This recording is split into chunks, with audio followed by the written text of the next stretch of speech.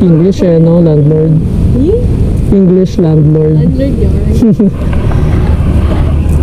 Thank you. Kulang pa?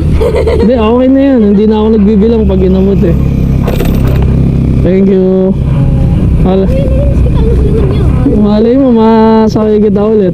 Pwede naman kung ano, pag chat mo ako sa Facebook, sa may, hindi kaya sa ano, sa text, ganun, pag ano. Icebox, sige. Ako magkakaibigan ng ganito ba yan? Talaga. May picture, ano picturean mo? Ito yung ano ko, page. Ay, may page. Oh, Motozik. Para malay mo, wala mo ng ride. Tapos nandun lang rin ako within vicinity, di ba? Within vicinity. Grabe! English, di ba? Call center ako ng 8 years eh. Galing, galing. Sige. Alam mo po, kilala mo po ba ako eh?